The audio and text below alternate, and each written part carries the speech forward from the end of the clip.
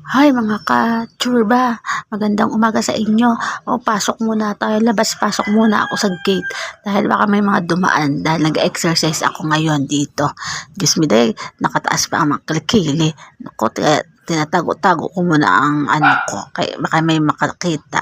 Kaya exercise na muna dahil alam mo, tumataba-taba na nang mamayat-mayat naman ng konti kaya nasa bahay na nga namamayat na sa bahay na nga, tumataba pa.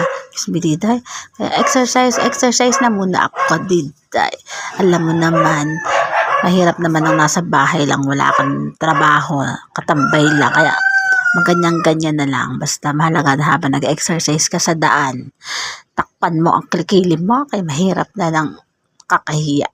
Kaya linis-linis muna ng konti kasi hindi pa ako nakapaghilamos. Yan, tanggal-tanggal muta dito kasi baka sa kaka-exercise dito sa kalsada, makita ng mga kapitbahay. Diyos me,